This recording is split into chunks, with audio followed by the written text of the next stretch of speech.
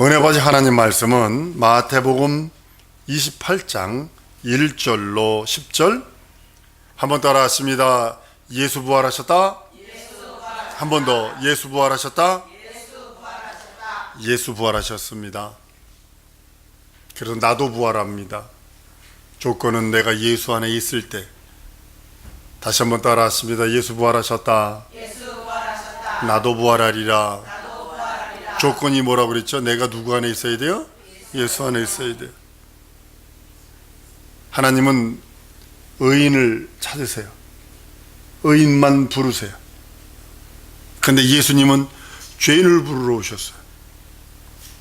우리가 하나님 앞에 직접 가는 방법은 없어요. 직접 가면 저주 받습니다. 직접 가면 죽습니다. 지옥 갑니다. 그러나 예수 그리스도 앞에 자기 죄를 자복하고 자기의 불의와 불순종, 불신앙을 고백하고 그 안에서 그 하나님 앞에 갈 때는 하나님이 나를 보는 것이 아니라 예수를 바라보시기에, 내 안에 계신 예수를 바라보시기에, 내 안에 계신 예수의 부활의 영원한 하나님의 생명을 보시기에 나를 의인 삼으시고 의로 인정하시고 함께 하시는 겁니다. 하나님은 인류를 위하여 아들을 헌신하셨어요. 내가 아들이 둘이 있습니다만 사람들을 위하여 목숨을 내놓으라고는 저는 죽었다 깨어나도 못합니다. 죽는데 내어줄 수도 없습니다. 그러나 하나님은 아들을, 그 하나뿐이 없는 독생자 아들을 인류를 위하여 생명을 내놓게 하십니다. 그게 하나님의 사랑이요, 하나님의 의요, 하나님의 계획이요, 하나님의 섭리라고 말씀을 합니다. 종종 불쌍한 사람들을 위해 헌신한 사람이 있습니다. 강원도에 산불 났다고 사람들이 헌신합니다. 가난한 나라에 무슨 뭐가 생겼다고 의사가, 국경 없는 의사회의 사람들은 의사하려고 얼마나 많은 그 일들을 합니까? 돈들을 얼마나 많이 벌어서 공부를 합니까? 근데 그 자기 돈 버는 걸 끊어버리고 국경 없는 의사회로 해서 가난한 사람들, 시리아 난민들, 파키스탄, 아프가니스탄, 스탄 하는 데 날아가가지고 구제 봉사하고, 인도나 방글라데시나 아프리카 가서 그 봉사하는 사람들 보면 그렇게 헌신할 수 있습니다. 그런데 흉악범을 위해서 헌신했던 사람은 없어요. 흉악한 죄인, 만약에 흉악한 죄인을 위하여 헌신한다면 무조건적으로 헌신해야 됩니다. 무조건적으로 사랑해야 되고, 무조건적으로 봉사해야 되고, 무조건이 붙어야 합니다. 묻지 말아야 돼. 아예 묻지 말아야 돼. 요즘에 타락한 사람들이 묻지마 관광도 있대요. 아주 더러운 관광이라고 그럽니다. 하나님이 인류를 위해서 이와 같이 무슨 일을 하셨냐면, 여러분과 나를 위해서 묻지 않으셨어요. 헌신하고 봉사하고 사랑하셨는데 우리의 죄를 묻지 않으셨어요. 우리의 더러움을 묻지 않으셨어요.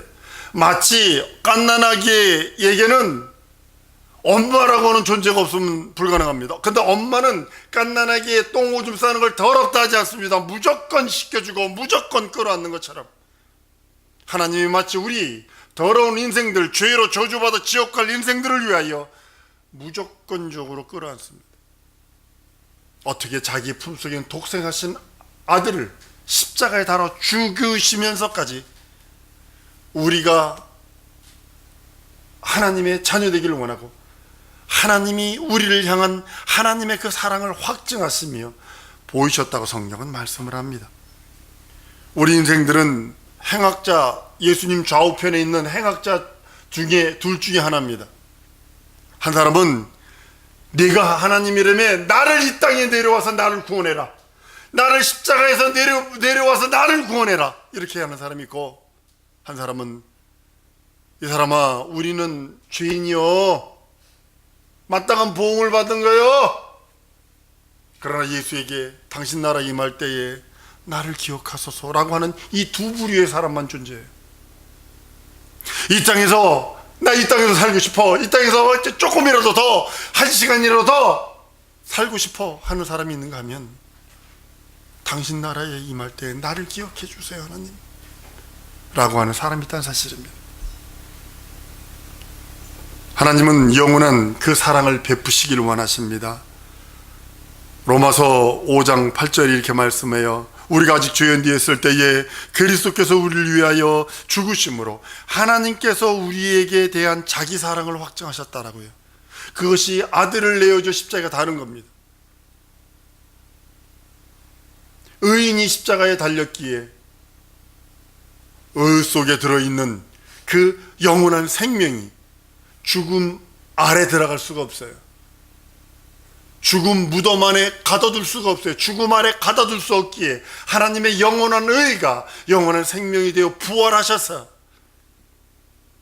우리 인류의 모든 저주들, 인류의 모든 죄악들, 인류의 모든 사망들을 죽음 아래 가둬버리시고 이제는 부활 승천하셔서 부활하셔서 그리스도 예수 이름을 믿으며 그리스도 예수의 공로를 힘입은 자들에게 동일한 부활의 권세, 영원한 영생의 권세를 주셔서 그 나라의 소망을 갖게 하셨다고 성경은 말씀을 합니다. 하나님께서 주신 은혜와 긍휼과 자비는 거저로 주시는 겁니다. 여러분들이 어떤 페이를 할 필요 없어요. 여러분들이 어떤 봉사할 필요 없어요. 그거에 대해서 어떤 가격을 지불할 필요가 없어요. 다만 믿기만 하면 되는 거예요. 받아들이기만 하면 되는 겁니다. 이거 구원입니다. 그리고 구원받은 다음에 여러분들이 헌신하고 봉사하고 충성하는 것은 여러분의 면류관을 위해서 하는 거예요. 헌금 외에 여러분의 면류관을 위해서 하는 거예요. 많은 사람들이 헌금도 하고 모두 해야 구원해. 이게 캐톨릭이거든요.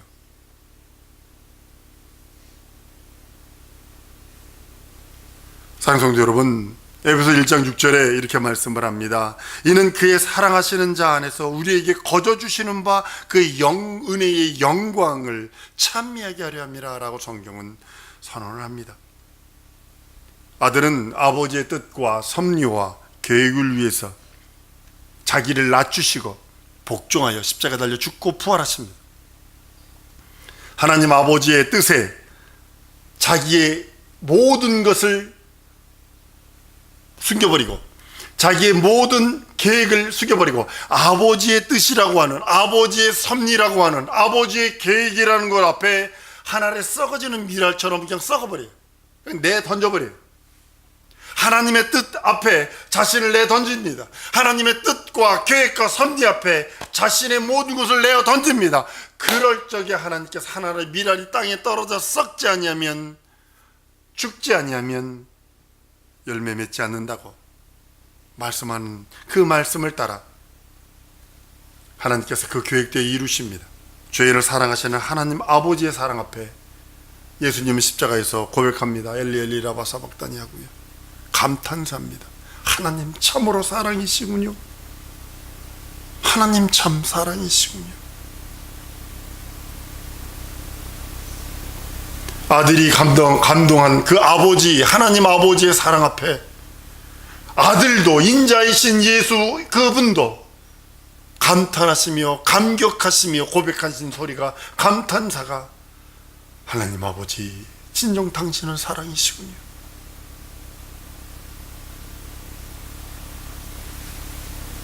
본인의 영혼을 그리고 하나님 아버지 손에 의탁을 합니다. 그런 내 영혼을 아버지 손에 부탁하나이다. 내 영혼을 아버지 손에 부탁하나이다. 한번 따라합니다. 내 영혼도 하나님 손에 의탁하자. 이게 예수 안에 있는 자들의 고백이에요. 예수 안에 있는 자들의 고백은 내 영혼 우리 자손들에게 맡겨주는 게 이게 아니요. 자기 영혼을 제사를 왜 드리라고 하세요? 영혼을 누구에게 맡기는 거예요? 자손에게 맡기는 거잖아요. 자기 영혼을 자손에게 맡기는 거 제사 드리죠. 1년에 한 번이라도 술 좀 이렇게 술을 후레자식이요. 술을 갖다 이렇게 뿌리면 아버지가 술을 받아먹으러 이리로 뛰어야 돼요? 걔 후레자식이요 그거. 무덤에 가서 술 뿌리는 거 보면 이렇게 뿌려요. 왜 그 짓을이야? 그러면 아버지가 그 술 받아 먹으려고 이리 뛰고 저리 뛰고 또 해서 받아 먹어야 돼요? 자기 영혼, 한번 더 내 영혼을 하나님 손에 의탁하자. 우리 예수님이 그러셨거든. 예수 안에 있는 나는 이제는 내 영혼을 하나님 앞에 맡기는 거예요. 그에게 의탁하는 거예요. 그게 참신앙이야, 참믿음이에요. 다른 것이 참믿음이야, 참신앙이 아니라, 우리나라 예전에도 항상 그랬잖아요. 보세요, 이 장남에게, 지금은 안 그럽니다. 장손에게 재산을 모두 다 물려주는 이유가 뭐냐면, 제사 좀 드려줘라, 이거예요. 영혼을 자손들에게 맡기는 거야. 요즘에 그럽니까? 제사? 아이고, 대리로 제사 지내주는 데도 있어요, 요즘에. 저 산에 가가지고, 묘지에 가가지고, 대신, 홍동백서의 좌포예라 해가지고 이렇게 해가지고 놓고 해주는 데서 자기들은 자기 아들하고 어디냐면 해외로 튀어. 해외로 가가지고, 싸고 와. 어디, 동남아시아 가서 놀러 가. 그리고 제사를 대신 지내줘.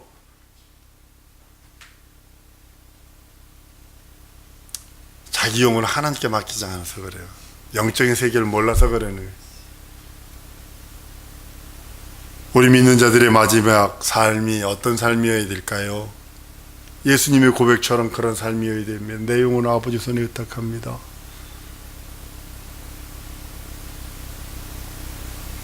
예수님이 죽을 권세와 살 권세를 얻었던 것처럼, 아버지로부터 죽을 권세와 살 권세를 받으셨던 것처럼, 우리 인생 또한 예수 안에 있다면 죽는 것은, 육체는 돌아가는, 육체를 내어주는 건 당연한 거고 흙으로, 그래서 살 권세가 있다고. 예수 안에서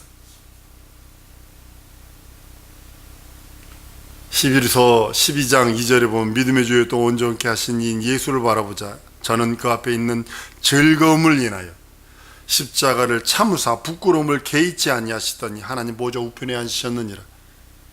여러분들, 하나님 앞에 있는 그 즐거움, 하나님 나라의 영화로운 그 영생의 즐거움, 그 나라에서 첫 아담이 누렸던 그거보다 더 월등한 그 천국의 에덴의 그 행복을, 그것 때문에 이 땅의 여러분들 고난과 현실의 상황, 여러분들의 현실에 처한 그 어떤 것들, 믿음으로 이길 수 있는 능력 생기지 않나요?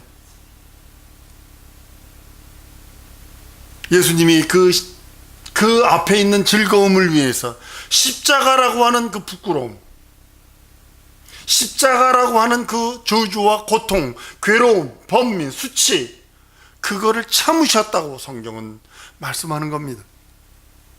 지금 우리의 고통과 번민, 저는 즐기고 있습니다. 왜냐하면 하나님 나라에서는 이 고통과 번민이 없거든요. 눈물도 없거든요. 하나님 나라에서는 아픔도 없어요. 이 땅에서 조금 아파보는 거 재밌을 것 같아요? 아주 힘들더라고요. 아프니까요. 몸이 이게 안 움직이니까 되게 힘들더라고요. 우리가 이 땅을 떠날 때에 하나님의 사랑에 감동돼서 하나님 아버지께 자기 영혼을 온전히 드리는 그 순간, 내 영혼을 하나님 손에 의탁합니다. 요즘은 원불교하죠. 원망과 불평과 불만과 교만하게 막, 내가 왜 병들었어요? 하나님 믿는데요. 그러면서 내가 왜 죽어야 돼요? 이 땅에서 좀 더 살고 이 땅에서 더 살려달라고 하다못해 지난번에도 얘기했잖아요. 어떤 귀부인이 와가지고 우리 남편 좀 살려주세요. 3개월만 살게 해주세요. 왜요? 그랬더니 재산이 많거든요. 이 재산 완전하게 분할해서 누가 누구에게 주고 누구에게 이거 할 때까지만 살려주세요. 스데반 집사가 고백한 게 여러분들의 고백이 되길 소원합니다. 스데반 집사가 사도행전 7장 59절 60절 이렇게 말합니다. 자기가 돌을 들어 돌로 스데반을 치니 스데반이 부르짖어 가로되 주여 내 영혼을 받으시옵소서 하고 무릎을 꿇고 또 크게 불러 가로되 주여 이 죄를 저에게 돌리지 마옵소서 이 말을 하고 자니라. 내 영혼을 받으소서 하나님. 나 이것뿐이 안 되지만 내 영혼을 받으시옵소서. 내 현실의 모습, 내 상황의 모습, 내가 가지고 있는 것은 이것뿐이 안 되지만 나를 받으시옵소서. 진정한 여러분들의 고백이 될 줄로 믿습니다. 그것이 참 믿음이에요. 내가 하나님 앞에 이만큼 남겼습니다. 아니요, 한번 따라합니다. 하나님, 이것뿐이 안 되니 불쌍히 여기시옵소서. 내 영혼을 받아주옵소서. 이것이 여러분들의 참 고백이어야 됩니다. 그러기 위해서 항상 성령의 인도하심을 받아야 합니다. 감동, 감화, 내주, 이것이 있지 않으면 안 돼요. 감동, 감화, 내주하는 이에게 교통하심이 있습니다. 커뮤니케이션이 이루어집니다. 이것을 여러분의 몸을 하나님이 기뻐하시는 거룩한 산 제사로 드리라고 하는 이유가 바로 거기 있는 거예요. 성령께서 감동하시고 감화하시고 내주하셨어. 내 속에 들어와 계신 그분, 내주하신 그분이 이제는 감동하세요. 감화하세요. 그러니까 커뮤니케이션이 되는 거예요. 서로 이야기가 되어지 하나님의 뜻과 내가 이렇게 감동하지 이렇게 하니까 그게 맞더라, 이렇게 되는 거예요. 이게 맞나?